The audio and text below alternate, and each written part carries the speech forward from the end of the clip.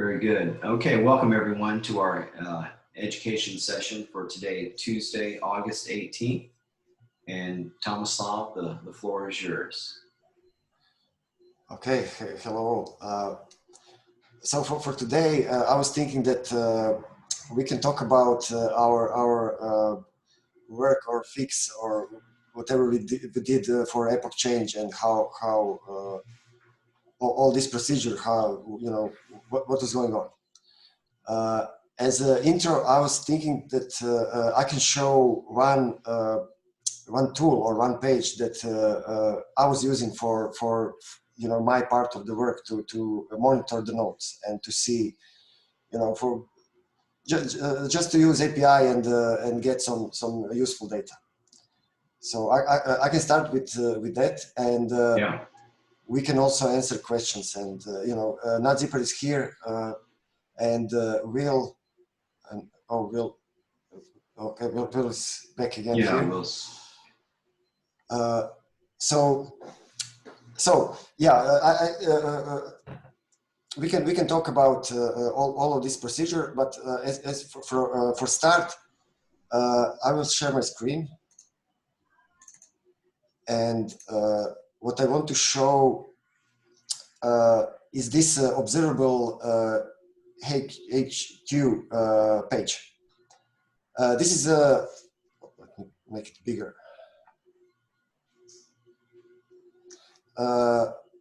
So this is very useful tool and very nice tool.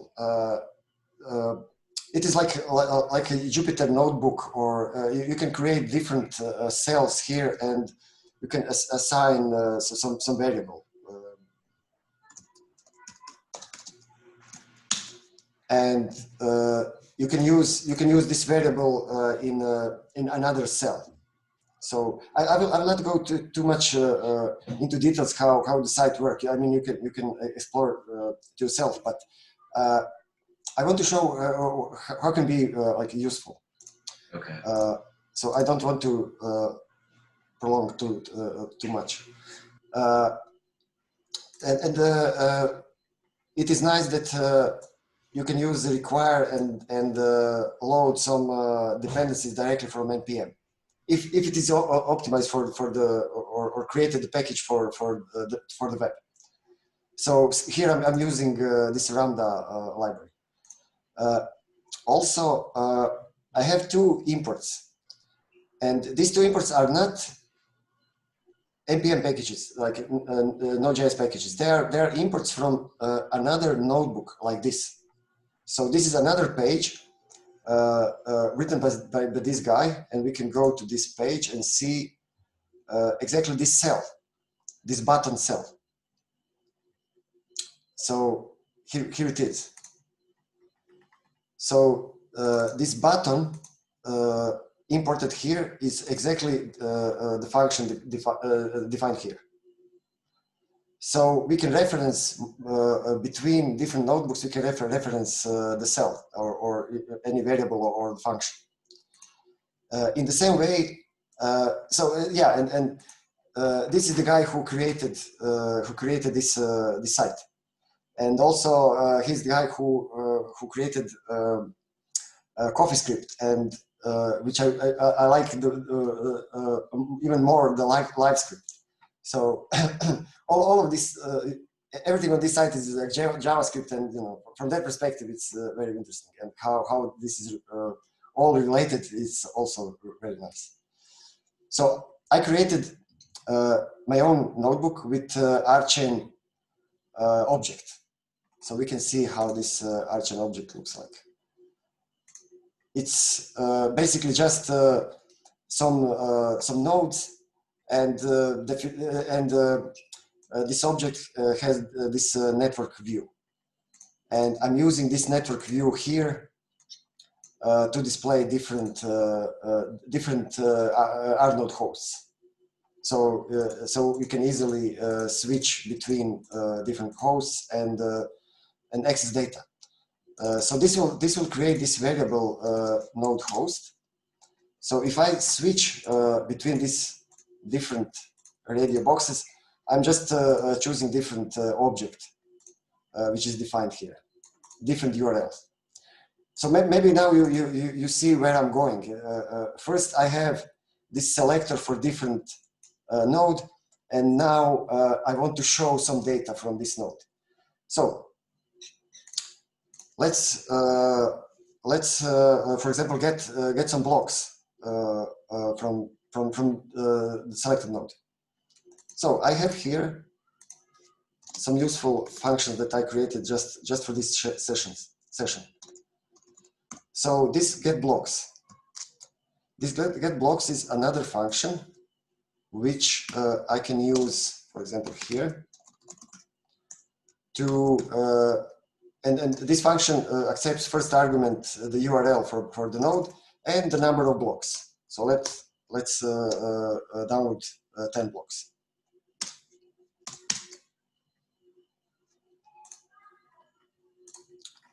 So now I have directly 10 blocks here in the browser. So because I created this helper function, I can use it directly to access the node, or I can download 20 blocks or any number of blocks that I need. And if I switch between different nodes, you can see that. So one interesting thing is here is this line which shows when the promise is not resolved. So this is this function returns promise, and until this promise is resolved, here is the line that shows us that something is loading. It's still not done. So when this line disappears, then it means that a promise is resolved and we get the result. I can show you this on the network tab also. So when I switch the node, I see first one request for the blocks, and then the second request is exactly the correct number of blocks. This is how this helper function works. So I can assign some variable to this for these blocks. So now that I have, let's call it blocks.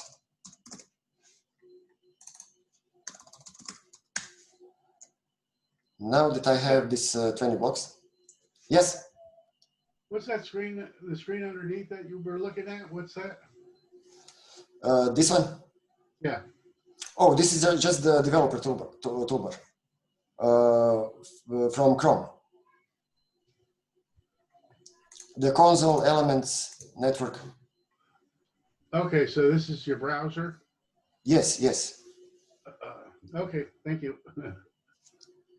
Thanks for the question. So now we have these blocks here loaded in the browser. So what else would be nice? For example, we can be interested.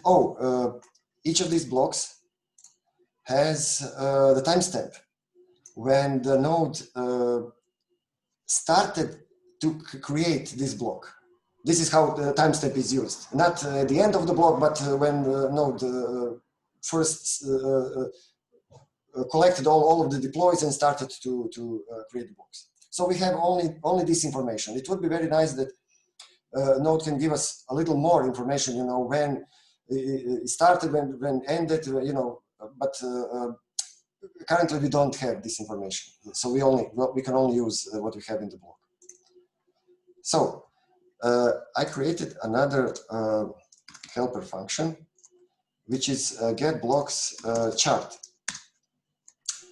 which can accept these blocks, and it can show us like a very simple chart. So let's have blocks here, and it accepts the height of the chart.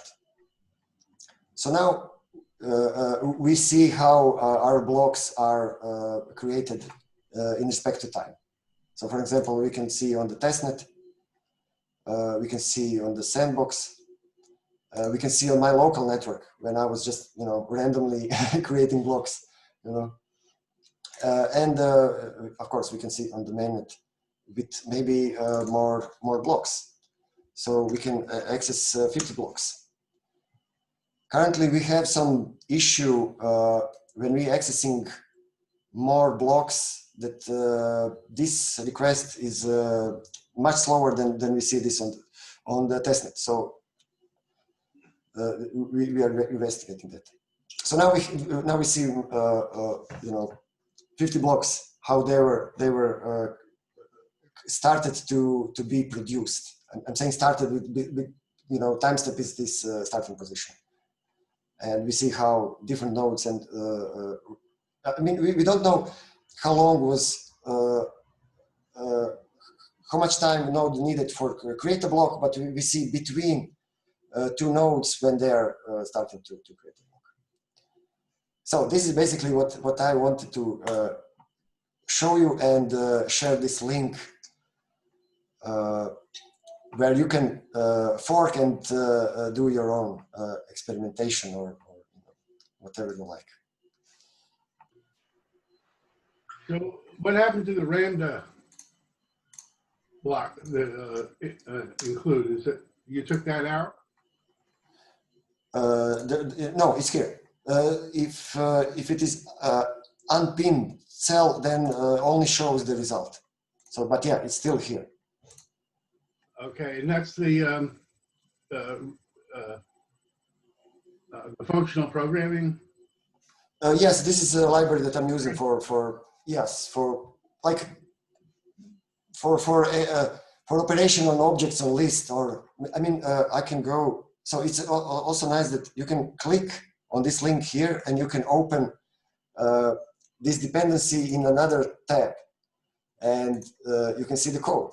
So for example, here, somewhere here, I'm using Ramda for different things. For example, for flatten this, although some of these functions are now part of the JavaScript. So you don't really need. This is things like immutable, or you need is immutable part of it? No, it's not part of immutable. Is not part of the Ramda. Ramda is really more oriented to carried functions and this kind of stuff. For example, this split every. This is like a useful function where you can say, oh, split this collection in chunks of this number of blocks. This number of items. Thank you. And for example, you can ask, oh, here's the main validator, mainnet validator, and I can ask this validator so how can I ask this validator for more blocks than what is the limit, right? This is the exception that we get from Node when we are accessing more blocks than 3, or more. Well, it's not completely correct because this works with the 4 blocks. So I said that this function get blocks accept number of blocks in chunks. Sorry, the first argument is the number of blocks, but the second argument is the number of blocks in chunks that will be requested. So if I say 4, I can access the 50 blocks from the mainnet validator. Although the limit is 3 in one request, but we can see that multiple requests are created. So let me execute again, and you will see that there are a bunch of requests that are accessing 4 blocks. And now we are waiting this last one, and we have everything.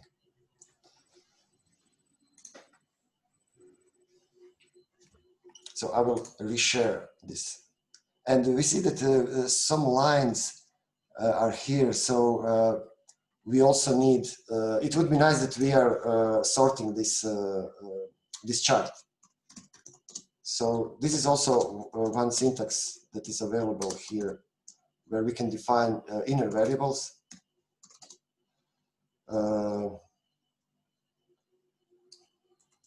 Okay. So this is our chart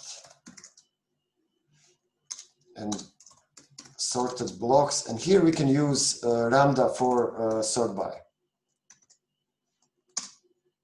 some of the IntelliSense is working here, so this is also nice.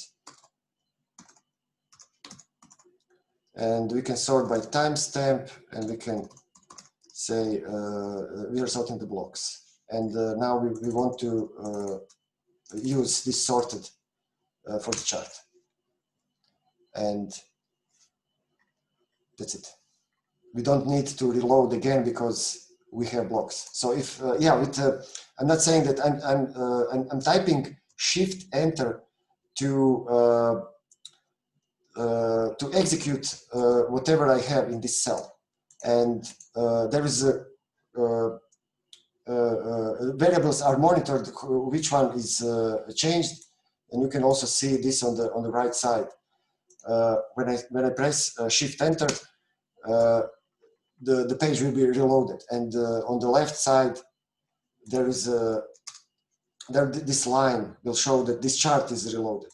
Not the whole blocks, because these blocks are not in the dependency path. So I'm changing something after the blocks. So this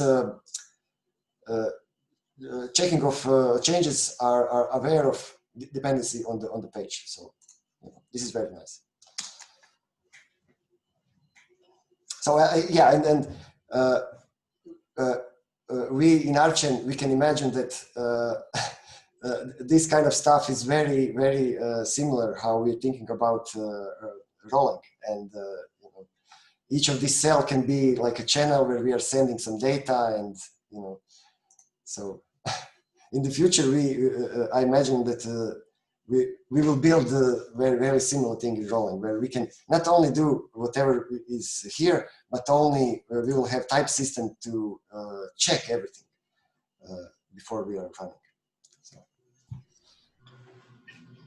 Yeah, that'd be great. And we build our own. That would be good. Let me share again. And yeah, that's all for me for this presentation. And yeah, I was using this to monitor the network, in different ways. For example, I was using so this POS data to get on specific block, for example, what we have in the POS contract. These are our new validators. These are our old validators that are now in withdrawal after Epoch change, and these new ones are active. So all of this data is from POS contract. So this is like a very nice way. If you want to work with Rholang, you can write Rholang. You can execute Explorer deploy directly from this page. So you were using some tables. Mm-hmm. So you were using this tool as far as to sort of monitor the current status. So I'm just trying to recreate the scenario. So imagine if we were still in Epoch 1 and we were approaching block 250,000. So you were using this tool to kind of monitor the block creation as we approach that 250,000 mark. And yes. Okay. Yes, you can see now I'm showing you one block before Epoch change. And you can see what situation we have here. You see that these are the previous validator, the first validators. This is the TUS node slashed. Okay. They're still active, but they are also in withdrawal. So this means that in this block, we created all of these unbonding deploys for the existing validators. But you can also see we have new validators that are waiting. So okay. We also issued the bonding deploys for all the new private keys. But these all validators are still active because Epoch change didn't happen yet. But if we go to the Epoch block, what will happen? The change. So now we see that new validators becoming active and old validators are becoming inactive. They're still in POS because quarantine is not over, and this is the number of blocks for quarantine to be ended. Mm-hmm. So now we have like extremely large number, which is, you know, with new changes on POS and blast contracts, we will fix this, and maybe we will make this more configurable, easier to change, and you know, much smaller number. So one of the things that we've talked about in regards to the RChain strategic plan is to have a dashboard, and this dashboard provides, you know, metrics about the RChain platform that people can view in real time to get a sense of what's going on. And and some of the metrics we've talked about are, you know, transactions per second and so forth. Yes. But you know, this type of insight peering into, you know, what's happening with the network, to me it's really interesting from a bystander, an observer, just to kind of see the activity. So the question I have is, you know, as we work towards, you know, this RChain dashboard, and I imagine it would live on the RChain website, is there a way to well, whether, you know, I guess the workaround now would be use the ObservableHQ.com website, pulling it in to you know, provide information. That would be maybe the short term, and then maybe long term, as we talked about, maybe creating our own. So, but in creating a dashboard, is it possible to where we have an RChain dashboard and pulling this information in to kind of see what's going on? Would that be possible in the future, or do we have to actually start from scratch and build around? Yeah. This is exactly, you're on the right track. Yes. Yes, this is what I'm thinking, that we can collaborate and really create this dashboard in steps. We don't need to you know, for someone to create everything. We can create this.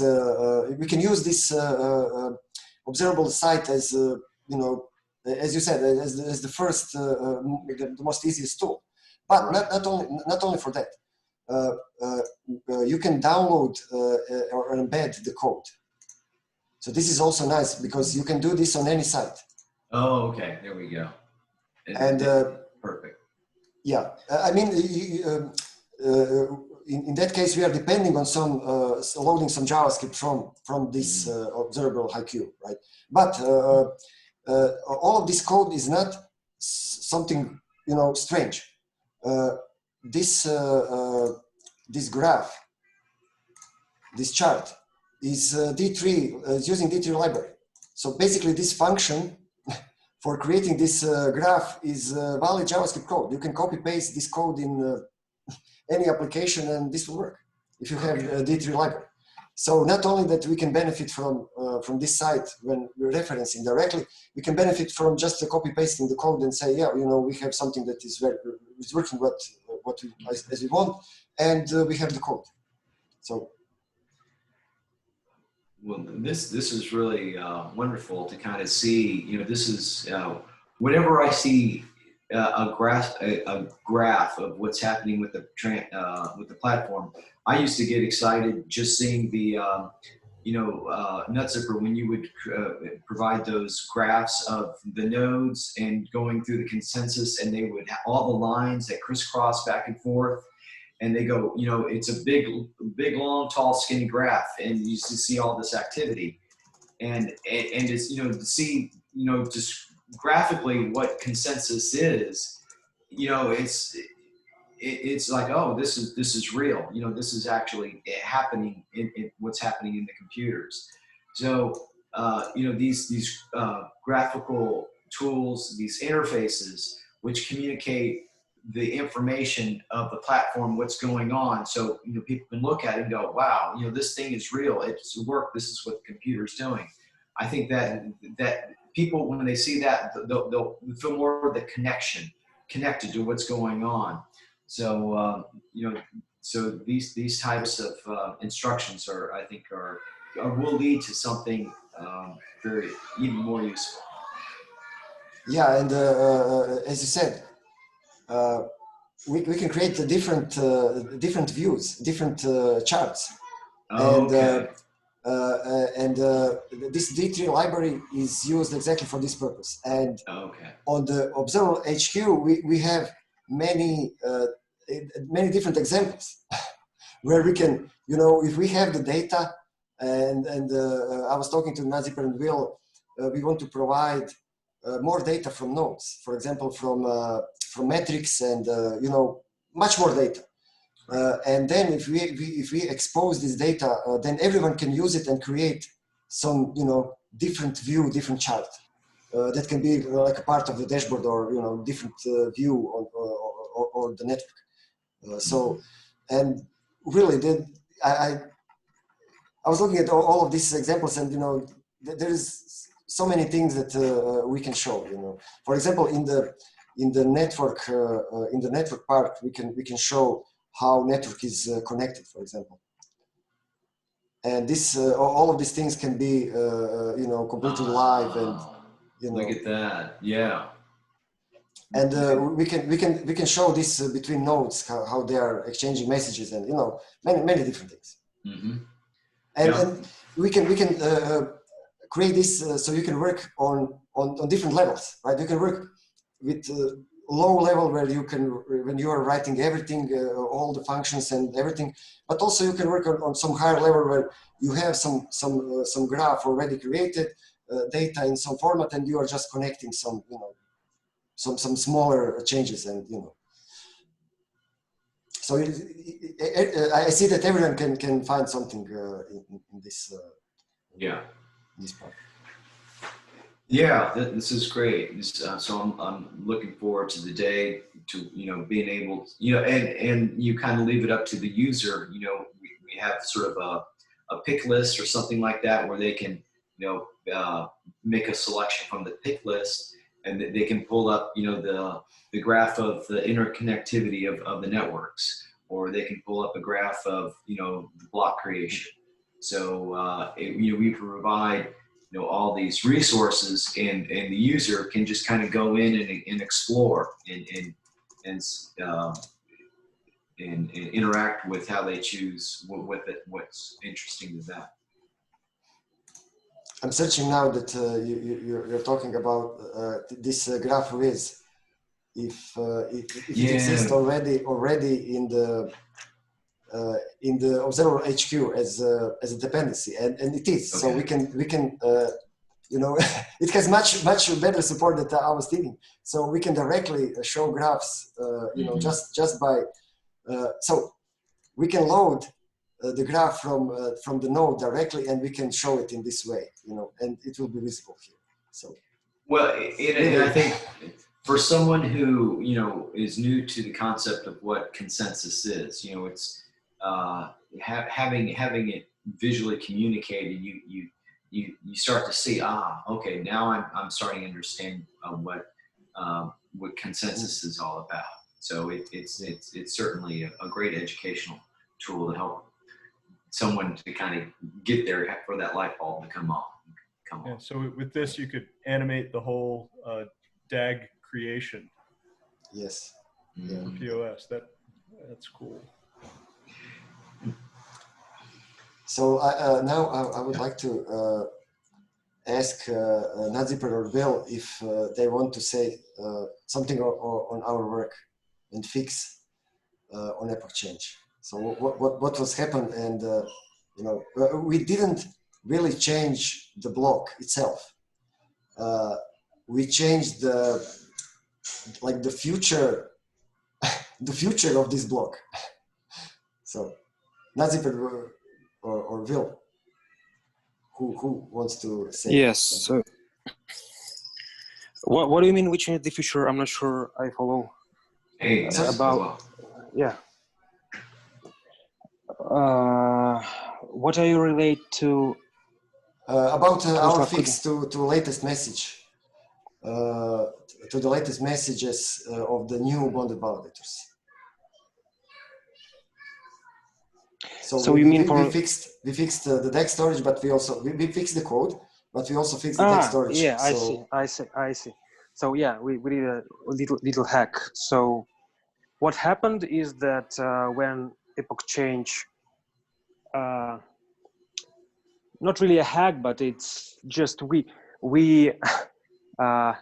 did the so wanted adjusting and looking into database on the node. So now it's hard to get into the database internals to query for something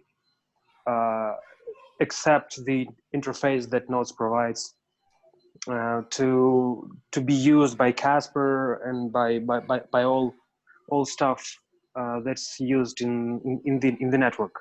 So it's hard to maintain to make a maintenance on the node, and we had this issue when Epoch change happened. We had a piece of code which. But Sorry? previously that was happened when we issue bonding deploy, right? Yes. On this block. Yeah, I mean, yes, you agree. You're right. When we issued the bonding request, after that, we had a piece of code that puts a latest message. Each node maintains the list of latest messages, which is the latest message that is received by from the particular peer, and it uses it for everything, for calculating the parents, for the next block and stuff. So it's the basic Casper construct. It uses it to calculate fork choice tips, which is the basic stuff. And when we made a bonding request, the latest message has been added, which was of public key of newly bonded validator, and the corresponding block is the Genesis block. So this looks the like latest message for this new validator, right? Yeah, the latest message for new validator. So latest message is the tuple public key and the block. So public key was the newly bonded validator, and the block was the Genesis one. And after but this happened, this validator is still not in the bonds. Yeah, it's not active. It's not active, so it cannot produce block. It cannot do anything. But yeah, it is added to the bonds list, right? Or to the bonds map. Yes. But it's not in justification. So Yes. we have this latest message set to Genesis only on the local database, right? So yes. It's saved. It's not in the block. It's just in the local database in the DAG store, right? So yes, this is the situation. Yeah. Yes. So and this made Node when calculating these fork choice tips be really slow, because it should traverse the whole DAG back to Genesis. And this is the thing where we need to be able to go into the node internals and fix something. So we'll created a script that can work on the DAG storage database. So we just replaced this latest message block with the block where node newly bonded validator sent the bonding request. So that was the fix. Okay. So that was not part of the block, this block itself, because yes. This new deploy and this issue with fortress tip that was halted the network. We couldn't do anything. You know, all the nodes were 100%, and you know everything. Not the network, but the node itself. It just made a calculation very hard for a node. So it's just a kind of a state of the database which is not very good. But this is not influencing any consensus. So all the Casper code is good, but we had this issue. So we fixed that. So basically we change the code so that a newly bonded validator will get the block where the bonded deploy is processed. And only by changing the code was not enough, because in local database, we already have Genesis as the latest message. So this is what Nazipper was saying. We fixed the code, and also we fixed the local database so that the next block where this validator will be in justification, they will have the block itself where is the bonded. And that was the fix. After that, we could start, we could fix all of the databases, and we could start all of the nodes. Interesting. Yeah. Yeah. I hope you folks understood. Well, the piece that you answered, question that I had, where the blocks were having to traverse, go all the way back to the Genesis block. The fix didn't involve re-engineering or changing the consensus model. You were able to just go back to the bonding block, which didn't interfere with consensus, and that was the fix. So I thought that was the concern that I had. When this bug came up, I'm like, going back to Genesis block, that doesn't sound very good. But there was a solution there. So that was I like how you guys did that. Yeah. Yeah, and related to that, going to the Genesis, now that we are working on last finalized state, and now that we have last finalized state working, now Nazipper is testing. Yeah, cool stuff. We also have had a situation where some other code was going to the Genesis, just traversing without the need, right? Because we don't have Genesis anymore. After last finalized state, whatever was the last finalized block is our new Genesis. So we cannot go to the first. Let's call it approved. I suggest to transition slowly to approved block. Should we call this feature a last approved state? Well, the thing is that we can start with any block. We can start with the last finalized block. So basically, approved block is the block on which the vast majority of validator agrees. So it can be the latest block, or if you're willing to replay some more blocks, you can pick some blocks in the middle of the DAG, or you can, if you wanted to validate the whole thing, you can just say, get me the first approved block, which is Genesis. You feel free to do this.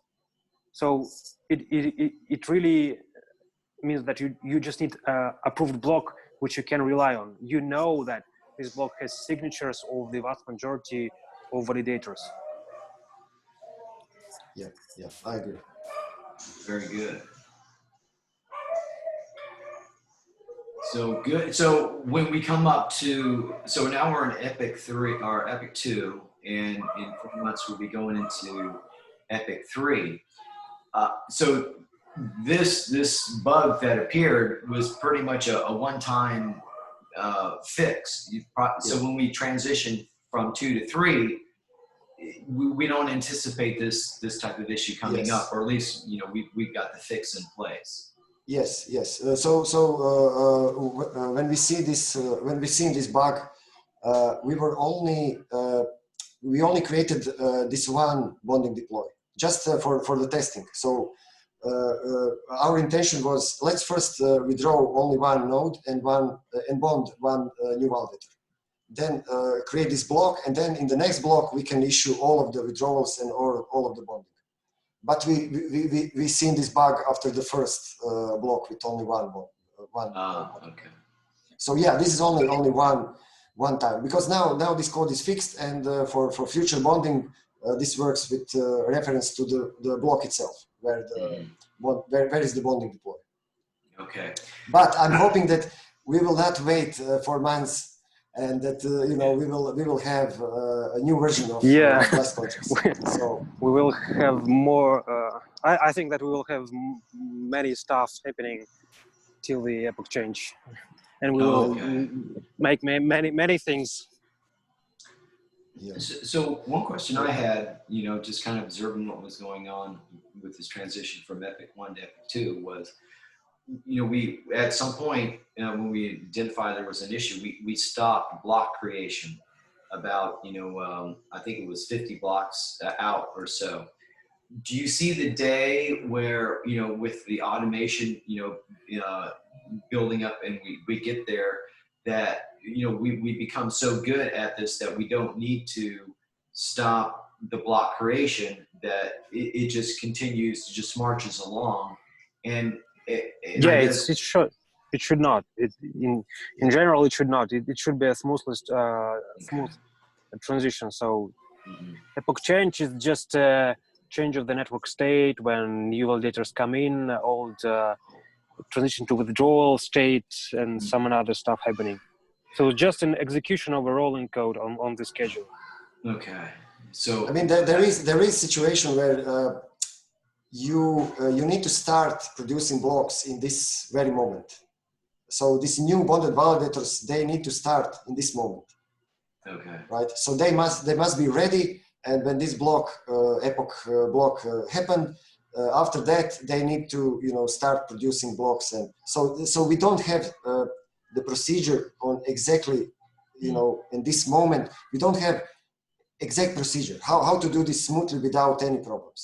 So Okay. this is still It's going to take another epic change in order to find that point where the new bonding validators need to start, creating blocks in order to continue through that transition. Yeah. Gotcha. Because you're receiving deploys, you as a validator. So how can you decide and say, oh, don't give me deploys anymore, right? Because in the next block I'm out, Right. So how to synchronize this?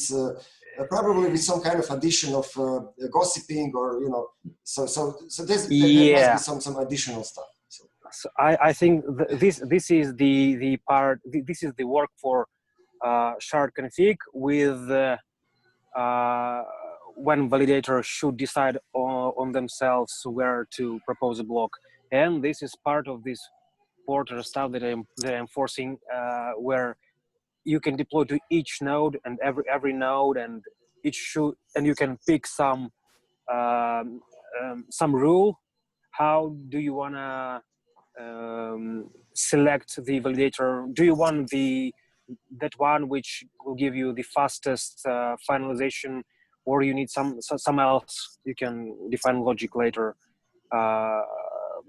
So basically, this is two things that should make all validators autonomous, and they should just obey the rules of the shard. And you're now working on something, I mean, related to that. how to end up, how to find out what is the next proposer. Yeah, so I'm working on this porter part, starting to work on it, and I was thinking a bit about that, and I create an art chip, so I'm trying to sketch things out. First thing that we need to do, this simple stuff, is that this porter should answer you where to deploy. So basically, this thing will be hidden by the client implementations. But if you want to go a little deeper, you might use this aspect of a node and ask for some questions about the network. Okay. And the basic question is which validator you should deploy into, and which is the block right now at this validator, because you need to have the valid after block number before proceeding with the deploy. Oh, okay. Because now when we have 20 nodes, if you hit the node just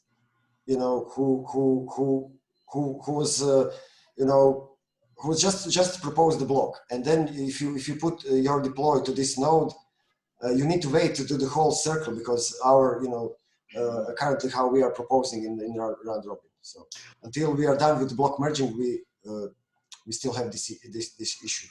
Okay, so because I remember that from the dev stand-up that Grinder was talking about, you know, just having to go all the way around, and you know, that takes time. So with the Porter solution, it's sort of an interim fix to that. So it helps addresses this lag depending on when the deploy is, you know, in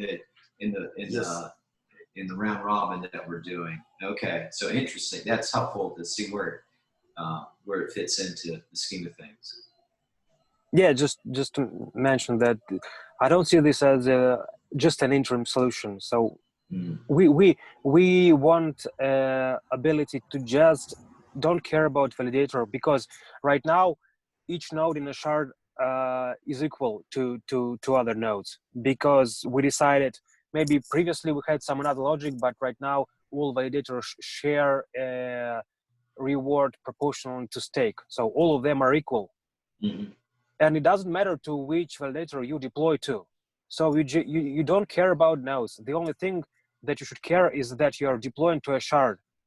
You are talking with a single entity which will perform a compute, and you're only interested how decentralized is this shard. So how many nodes, or might be if there is a proof for different nodes to be belonging to different parties. How is it distributed across the globe? All that stuff, and you just pick any node and push this deploy to a shard. And this node might give you some analytics before you actually proceed with the deploy. Oh, okay, interesting. Yeah. So the Porter solution will be providing additional value and features and benefits going forward. So that's cool. Neat. That's interesting. I was worried that this node with the smallest stake would just never get any blocks approved. But I was so and this is the question about I personally always was thinking that the structure that we're making should incentivize for shards to be equal. So basically, if you are a shard and you are trying to gather around some throughput that you want to serve, you are interested to have like folks with you that are about to equal. So if you're not interested into letting in a shard which is the poor performance, because it will slow down the whole thing. Okay. I was wondering how the block merge fits into this, or does it? I don't know. What's the block? Well, block merge allows you to have several parents, but still, if you have one highly performant shard and a highly performant node and one poor performant node, it means that just to replay a block and so you can see as this big node can push blocks fast and slow node can push blocks slow. So, and overall, if some node falling many blocks behind the network, it's not good. And we've seen it just now with these latest messages as Genesis, because all operation on the DAG, they take time.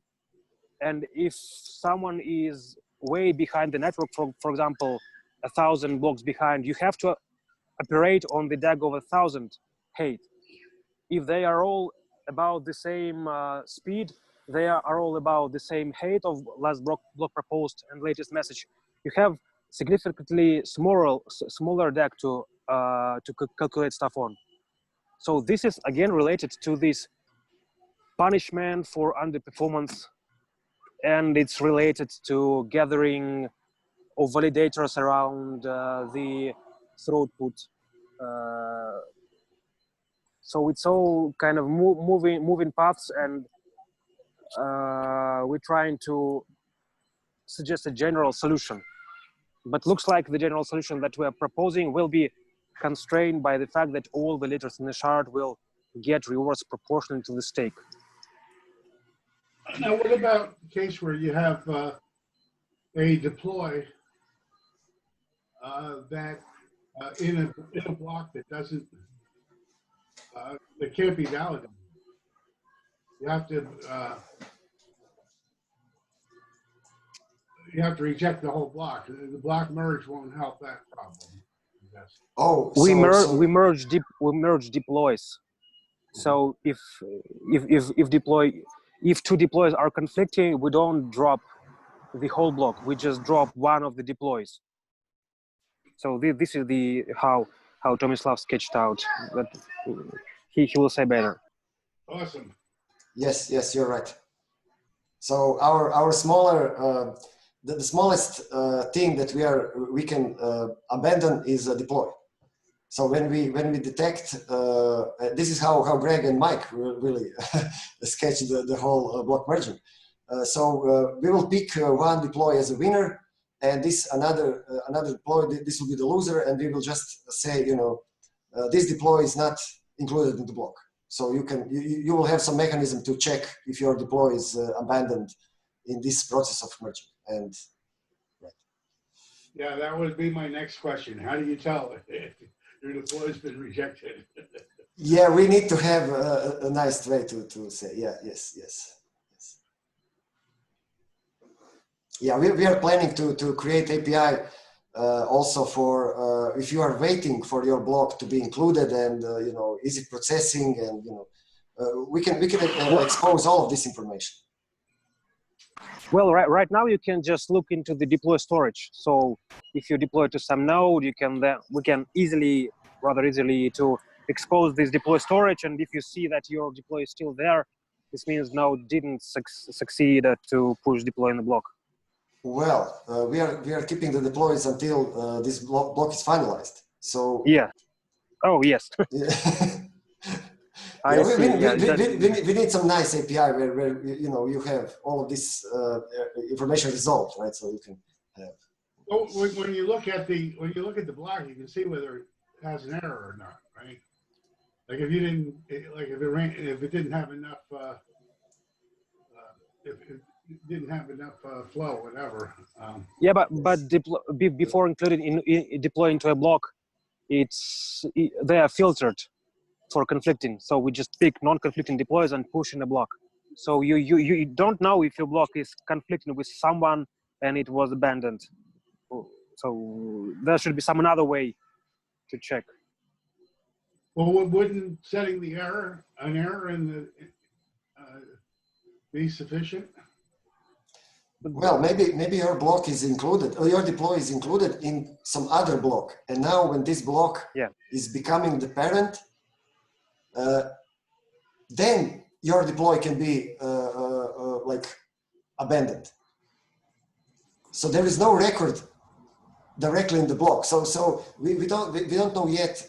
Should we put in this merged block record about this other deploy that is abandoned, or yeah, I don't know. I don't know yet.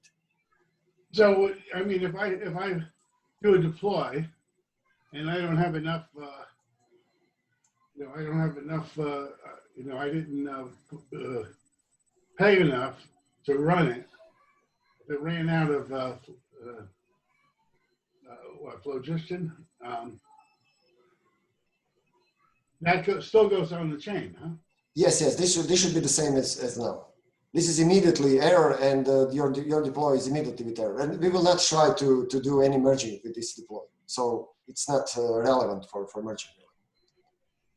We can immediately say, oh, this is invalid. Here is the deploy, and nothing will ever happen with this deploy. This is just the record that we take your rev, whatever you had on your rev address, but if you don't have anything on rev address, maybe you are asking for this case. So we will add checking when you are deploying your deploy, we will add checking of your balance in that moment. We were discussing this with Greg, and Greg agreed that this is something that we should do.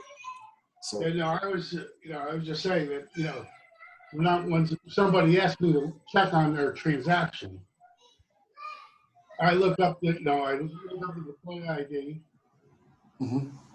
and then I have to actually get the block and look at the deploy, and I'll see an error. I don't know. Yes. I'm just wondering. Yes, and this is like an easy case, but what happens if we are merging the deploys? So you see that your deploys is successful, but you don't know if this will be the case, if this block will be like finalized with all of these deploys. Right. So you need to be sure that this deploy is part of finalization, right? Some that other block didn't decide, oh, this is conflicting, and I will abandon your deploy. Okay, so I can look and I can see success, but then it could be a double spend. Yes. It Yes. could get rejected. Yes. And now this is not really possible because we have only one parent. So, it's not possible really. So, yes. But you're right. We need to create something that is very clear. What is the status of your deploy?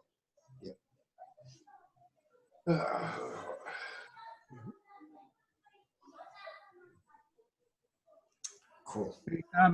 Tomislav, did you guys change the point of sale proof of stake contract? No. That is the difficult part because we cannot change it easily. So we have some bugs in POS. They are not security critical right now, But for example, counting or rewards is not functioning correctly. We have overflow in rewards. So some of these things we need to fix, but it's not easy to change this contract. So our next thing is sharp configuration.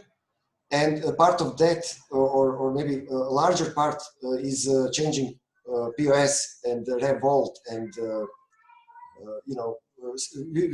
we need some strategy how to change this in the future. Okay, thanks.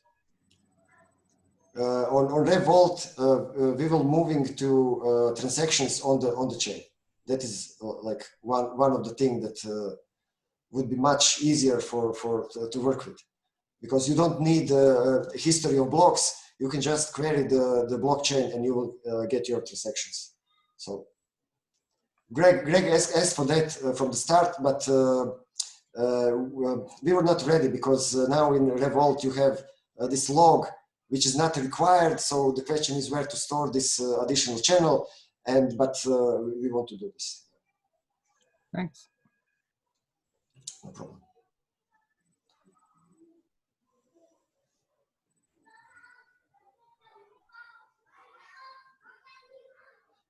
I'm interested what Gary thinks about this web page that I was showing, this ObservableHQ. This is something that you can play with the JavaScript and. Yes, I was already eyeing that. It looks good. Cool. We can easily build on each other's work, and we can create some useful dashboards or something like that. I will create an example for a connection to MetaMask, so we can use MetaMask directly from any page.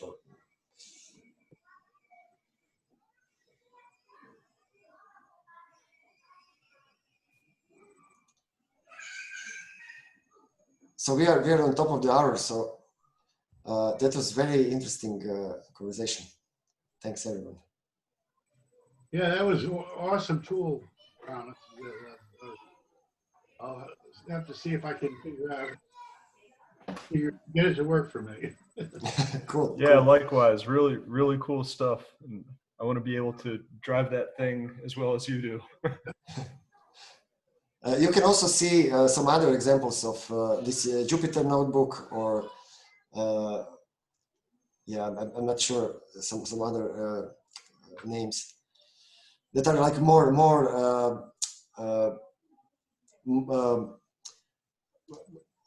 more popular than this tool, ObservableHQ. I'm not sure if how this is a popular tool also. So, but it's something I discovered just you know few weeks ago. I mentioned to you this other tool previously, this Kajero, which is like very small version of that, only one page. So this is like more advanced, where you can share everything, and so I was very happy to see that, you know, this stuff is built. Or what was that one called? The one page? Kajero. I'm not sure if I'm saying this correctly. I will share the link. So here is the link. It's I see that this first link is not working anymore, so I'm not sure if this is developed or, but it doesn't have any you know, this kind of features. It's much more simple.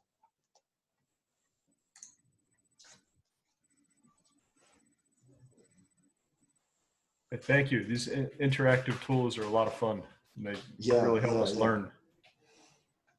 You can directly code, and for ObservableHQ, you can find a lot of examples. So this is like super useful, because, you know, you just look at someone else's code, you copy paste or whatever, and, you know, you have it working. So because this D3 library for charts, graphs, this is very nice, but it's not easy to work with. It's it's little low level, and, you know, it's just you need to switch your mind to this kind of thinking of, you know, axis, you know, how you prepare the data and how you show this in different scales, or, you know, that kind of thing.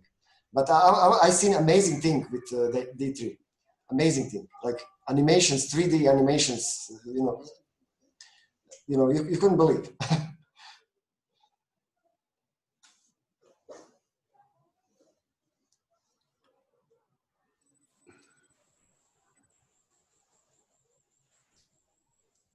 Yeah, Tomislav, thank you. You're always bringing up some really awesome tools. Thanks. True.